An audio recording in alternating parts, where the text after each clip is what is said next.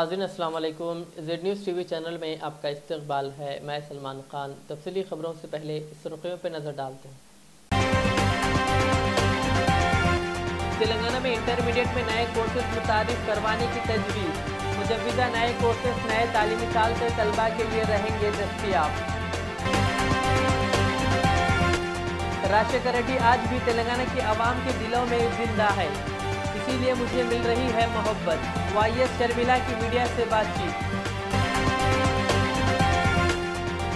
Rajasthan Royals 14 साल बाद पहुंची आईपीएल के फाइनल में। गुजरात और राजस्थान के दरमियान इतवार को होगा फाइनल मैच। पीएम मोदी और सीएम केसीआर को तेलंगाना के अवाम की फलाह बहबूद से ज्यादा सियासत अजीज। मोहम्मद अली शब्बीर का इल्जाम। Hyderabad city police task force की टीम ने चेन स्नैचिंग केस में 2 अफराद को किया गिरफ्तार। ग्रीन बावर्ची होटल की दूसरी मंजिल पर लगी भयानक आग, कोई जानी नुकसान नहीं।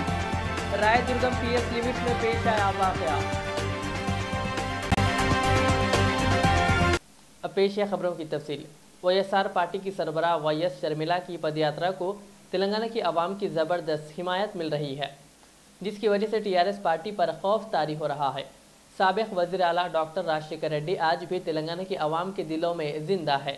यही वजह है कि इनकी दुख्तर शर्मिला को तेलंगाना की आवाम की मोहब्बत मिल रही है। शहर हैदराबाद में आज मीडिया के नुमाइंदों से बातचीत करते हुए शर्मिला ने इन ख्यालात का इजहार किया। टीआरएस पार्टी में करप्शन के बारे में उन्होंने कहा कि टीआरएस के अकाउंट में 860 करोड़ रुपए हैं। कहा इससे अंदाज़ा लगाया जा सकता है कि पार्टी के कायदीन के अकाउंट्स में कितनी रकम होगी। उन्होंने कहा कि सरकारी ख़जाने खाली है और आवाम की फलाह बहबूद, मुलाजिमीन के तनख्वाहों की अदायगी के लिए कुछ भी नहीं है। कहा यह तमाम चीज़ें केसीआर की नाक़िस हुक्मरानी को बयान करती है। शर्मिला ने सवाल किया कि सरमाया आने के बावजूद रियासत में बेरोज़गारी ख़त्म क्यों नहीं हो रही है। उन्होंने इल्ज़ाम लगाया कि राज्यसभा के टिकट उन कायदीन को दिए गए जिन्होंने भारी रकम दी है।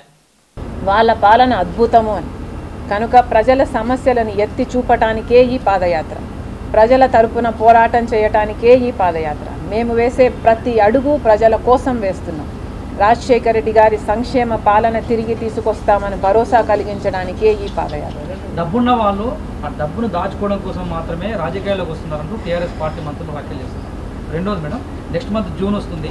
ప్రభుత్వం దగ్గర ఒక నయా పైసా లేదు. దళిత బంధు, రైతు బంధు, ప్రభుత్వ జీతాలకు కూడా డబ్బు లేనటువంటి పరిస్థితి కనిపిస్తుంది. దీనికి సంబంధించి కేంద్ర ప్రభుత్వం మొన్ననే ఎఫ్ఆర్బిఎన్కు లోబడి ఎక్కువ అప్పులు చేసింది. సో మేము మళ్ళీ ఎక్స్టెన్షన్ చేసే అవకాశం లేదంటూ వ్యాఖ్యలు చేసింది. ఈ రెండింటిని మీరు ఎట్లా చూస్తారు?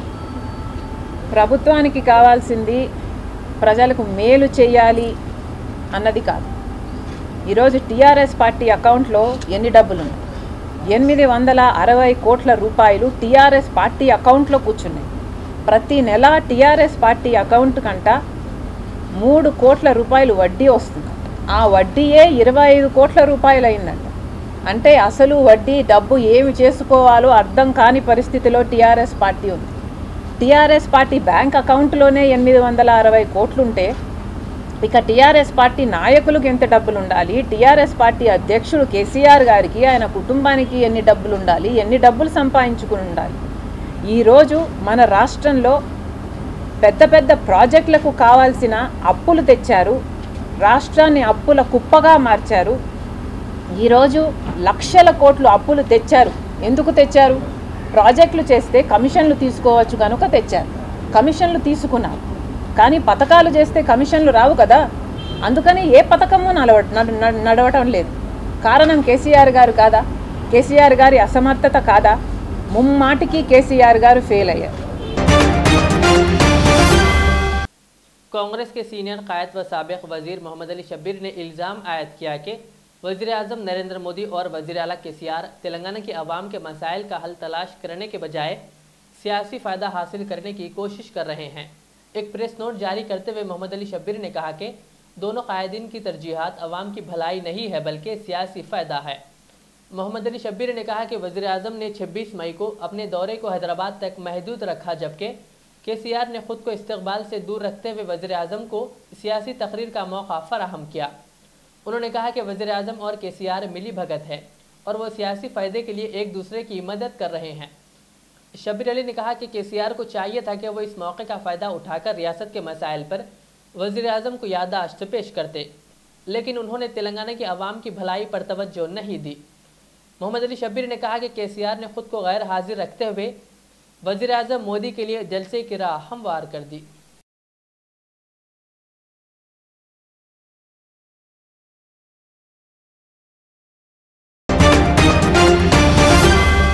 यूपी के ज़िले सहारनपुर में वाक़ दारुल उलूम देवबंद में जमीयतुल उलमा हिंद के सदर मौलाना महमूद मदनी ने मजलिस मुंतज़िमे के सालाना इजलास में हफ्ते को मुल्क के मौजूदा हालात पर तशवीश का इजहार करते हुए कहा कि मुसलमानों के लिए मुल्क में हालात मुश्किल ज़रूर है, लेकिन मायूस होने की ज़रूरत नहीं है।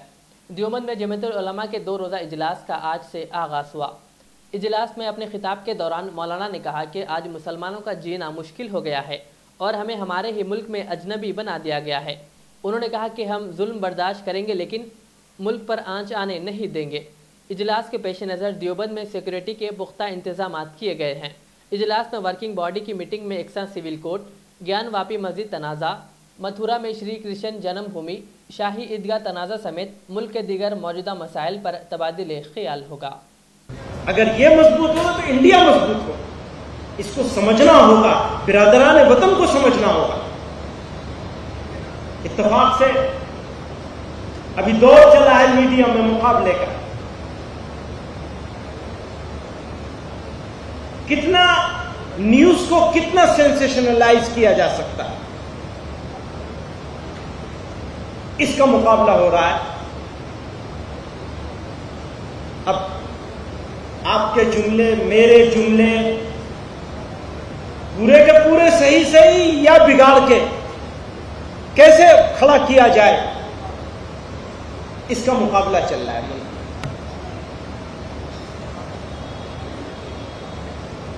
नतीजा यह है कि खाई बढ़ रही है।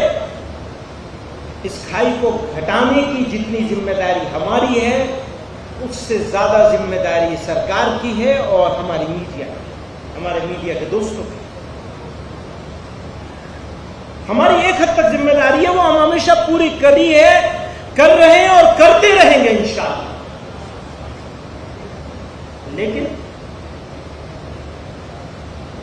आप अगर अपनी जिम्मेदारी से गफलत करेंगे, पूरा नहीं करेंगे, तो आप जिम्मेदार होंगे, हम नहीं जिम्मेदार।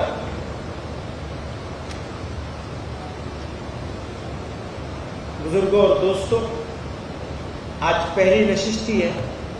इंशाअल्लाह हम शाम को भी आपके साथ बैठेंगे, कल सुबह भी बैठेंगे इंशाअल्लाह, नए इरादों के साथ,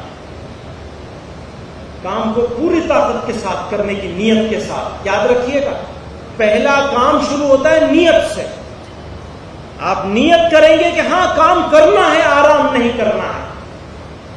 मैं हमेशा अपने दोस्तों से कहता हूं कि मैंने अपने वालिद रहमतुल्लाह अलैह को अपने घर में मेहमान की तरह देखा, अपनी जिंदगी तज दी थी। कौमी तालीमी पॉलिसी के पस मंज़र में एक बड़ी तब्दीली के हिस्से के तौर पर Telangana state board of intermediate education ने इंटरमीडिएट के जारिया 2 साला एजुकेशन के मुकम्मल इस्लाह के लिए 2 नए कोर्सेज को मुतारिफ करवाने की तजवीज़ हुकूमत को रवाना की है। बोर्ड के ज़राए के मुताबिक वज़ीर आला केसीआर की हिदायत पर इंटरमीडिएट बोर्ड ने यह फैसला किया है। तालीमी साल 2022-23 से डाटा साइंस, डाटा एनालिसिस, मसनूई और machine learning, cyber security, networking, software engineering, public policy नए कोर्सेज को मुतारिफ करवाने की तजवीज़ हुकूमत को रवाना की गई है। बोर्ड के सीनियर ओहदेदार के मुताबिक मुजव्विज़ा नए कोर्सेज नए तालीमी साल से तलबा के लिए दस्तियाब रहेंगे। रवां तालीमी साल से साइंस स्ट्रीम में जदीद कोर्सेज के तहत दाखिले दिए जा सकते हैं, जबकि सोशल साइंस और ह्यूमैनिटीज़ में आइंदा तालीमी साल 2023-24 में मुजव्विज़ा नए कोर्सेज दस्तियाब रहेंगे।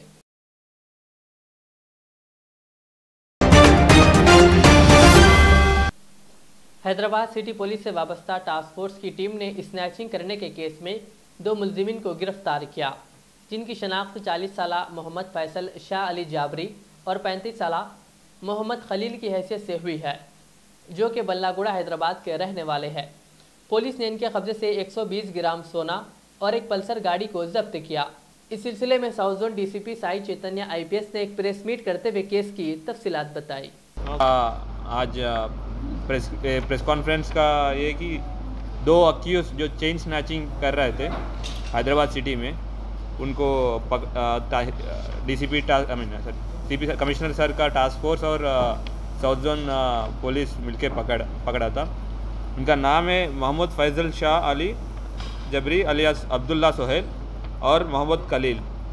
ये दोनों से 120 ग्राम गोल्ड रिकवरी हुआ और एक पल्सर बाइक सीज किया। इन लोगों का मोडस ऑपरेंडी है, ये मोहम्मद फैज़ल शाह अली जबरी या जो अब्दुल्ला है वो प्रीवियस अफेंडर थे। वो 2 बार पीडी एक्ट पे जेल पे जाके आए। अभी रिसेंटली 8 तारीख अप्रैल पे बाहर आए थे। तो उसका जो फाइनेंशियल क्राइसिस की वजह से ये मोहम्मद कलील बोल के एक और बंदे से मिलके एक प्लान बनाया कि एक सेकंड हैंड बाइक लिया और जहाँ लाइक वुमेन दिखेंगे उसका चेन स्नैच करने का प्लान बनाए थे। तो इस मामले में 3 केसेस पे 3 जगह केस रजिस्टर हुआ। एक क्राइम नंबर 90/22 शालीबंडा पीएस में और क्राइम नंबर 197/22 नारायणगुड़ा पीएस पे और क्राइम नंबर 333/22 सरूर नगर पीएस पे केस रजिस्टर हुआ 392 आईपीसी में। तो इन लोग आज इंफॉर्मेशन के जो टास्क फोर्स का जो इंफॉर्मेशन से टास्क फोर्स और साउथ जोन पुलिस दोनों मिलके व्हीकल चेकिंग पे उनको दोनों को पकड़ा थे और 120 ग्राम का जो गोल्ड है पूरा रिकवर किया। इस operation G Chakravarti deputy commissioner of police task force के नेतृत्व पे हुआ था और इस ऑपरेशन पे Raghavendra inspector of police south zone task force और SIs V Narendra, N Srisailam, K Narasimhulu, के सीनैया और बाकी टास्क फोर्स का स्टाफ, इसके साथ साथ हमारा शालीबंडा का इंस्पेक्टर श्रीनिवास, डीआई मुनावर शरीफ और पुलिस स्टेशन का क्राइम स्टाफ सारी मिलके ऑपरेशन सक्सेसफुल किया। Crime 6 lakh. Thank you. Nagul Chinta पे व्हीकल चेकिंग करते वक्त सुबह पकड़े।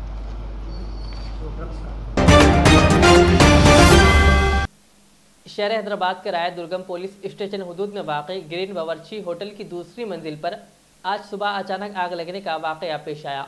आग लगते ही होटल में मौजूद ग्राहकों के साथ साथ स्टाफ अपनी जान बचाने के लिए खौफजदा रह गए और बाज़ अफराद ने इमारत के ऊपर चढ़कर इनकी मदद के लिए चीखो पुकार शुरू कर दी। इत्तला मिलते ही फायर फाइटर्स ने पहुंचकर आग को काबू में किया। इस वाक़े में कोई जानी नुकसान नहीं हुआ, अलबत्ता माली नुकसान ज़रूर हुआ है। आग लगने की वजह मालूम ना हो सकी।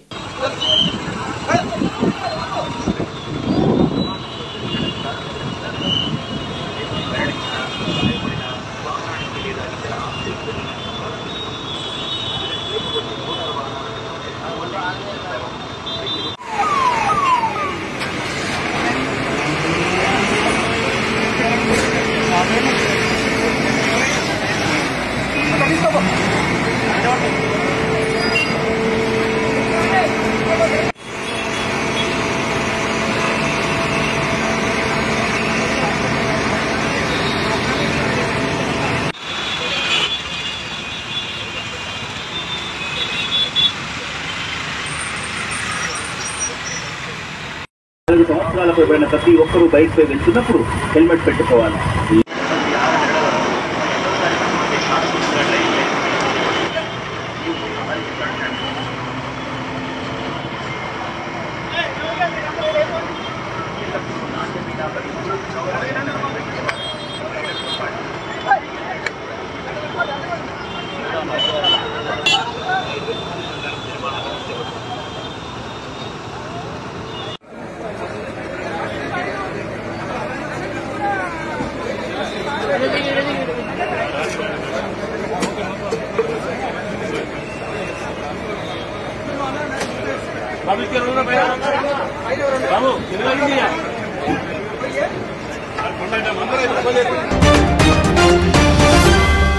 तेलंगाना हुकूमत के जियो 58 और 59 के तहत गैर मजाज तरीके से तामीर करदा मकानों को बाकायदा रेगुलाइजेशन बनाने के लिए जारी सर्वे के पेश नज़र निर्मल ज़िला कलेक्टर मुशर्रफ अली फारूकी ने भैंसा डिवीज़न का दौरा करते हुए भैंसा शहर के अवैसी नगर इलाके कोबेर मंडल मुस्तखर में घर घर पहुंचकर मुआयना किया और कहा कि रियासती हुकूमत की जानिब से जारी करदा जियो 58 और 59 सर्वे में मकान मालिक को गैर मजाज इमारतों की पैमाइश और मुकम्मल तफसीलात दर्ज करवाते हुए ऑनलाइन ऐप में शामिल करवाते हुए मकानों को बाकायदा बनाने की ख्वाहिश की। क़ब्ल उन्होंने बानलपाड़ मौजे में धान खरीदी मरकज़ पहुंचकर मुआयना किया। इस दौरे में कलेक्टर के हमरा जिला एडिशनल कलेक्टर हेमंत बोरखड़े, भैंसा RDO लोकेश्वर राव, निर्मल RDO तुकारम, भैंसा तहसीलदार ओम प्रकाश, कोबेर तहसीलदार विशंबर के अलावा महकमे रेवेन्यू का अमला भी मौजूद था।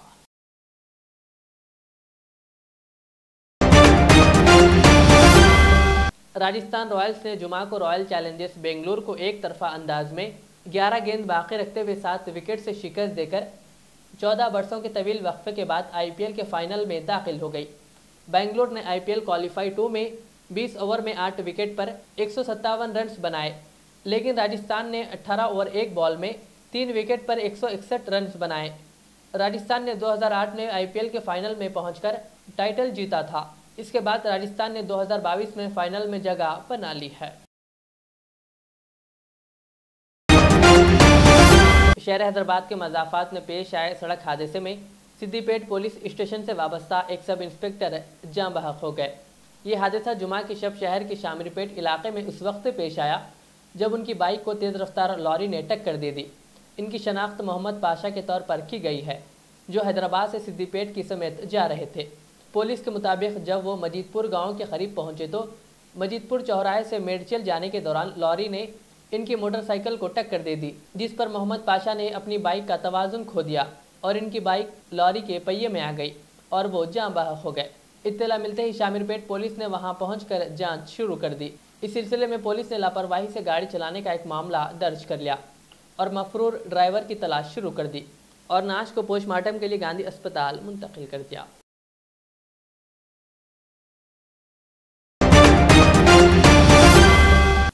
शहर हैदराबाद में गोल्ड जिम की जानिब से गोल्ड कप टूर्नामेंट का इनेकाद अमल में आया, जिसमें कई टीमों ने हिस्सा लिया और gold gym coach Waheed Ali Usman की टीम टूर्नामेंट का फाइनल मैच जीतकर ट्रॉफी अपने नाम की। इनके साथ शेख अहमद ने शानदार बॉलिंग की, जिसमें उन्होंने 3 विकेटें हासिल की।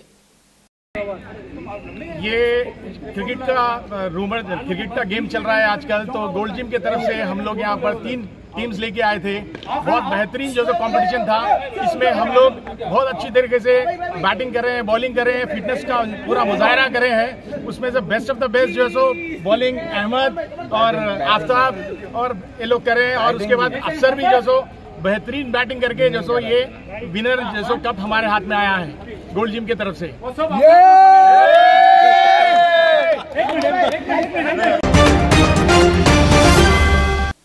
बालानगर SOT की टीम और दुंदीगल पुलिस ने मिलकर नंदियाल से हैदराबाद को कपास के जाली बीज फराहम करने की साजिश करने वाले 2 अफराद को गिरफ्तार कर लिया।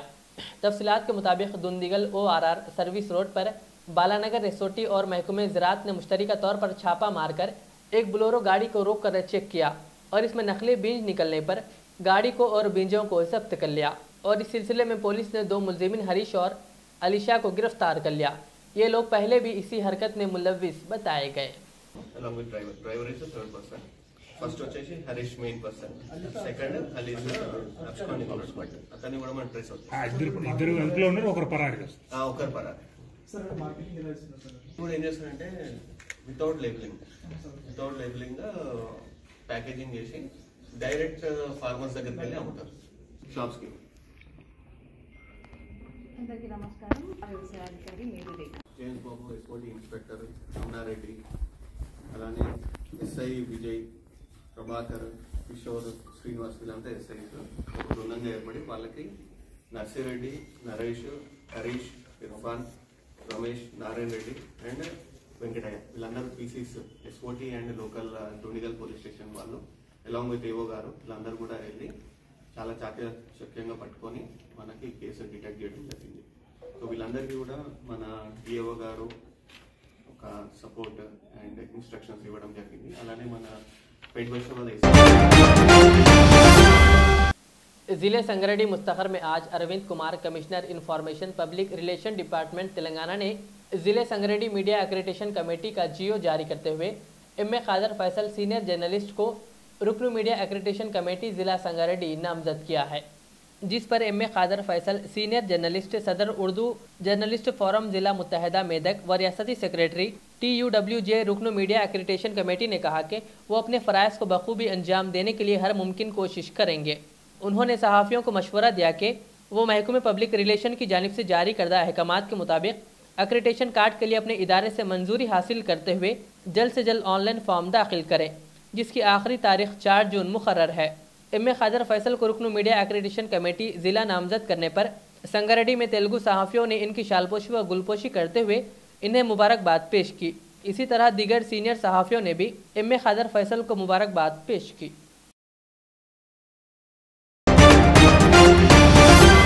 10वीं जमात के सालाना इम्तिहानात का भैंसा शहर के 4 और मौजे तिम्मापुर ज़िला परिषद हाई स्कूल मराकिज़ पर पुरअमन इख्तिताम अमल में आया, जिस पर तलबा व तालिबात खुशी व मसरत के साथ अपने मकानों को वापस लौटते हुए देखे गए।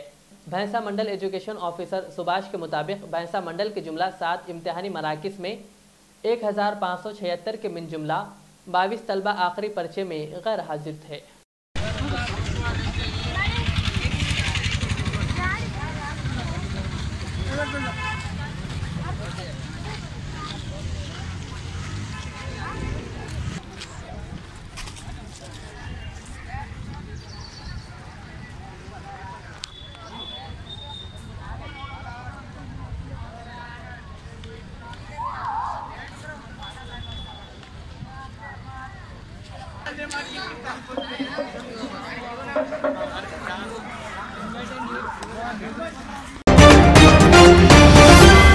आखिर में सुर्खियों पर और एक बार नजर डालते हैं।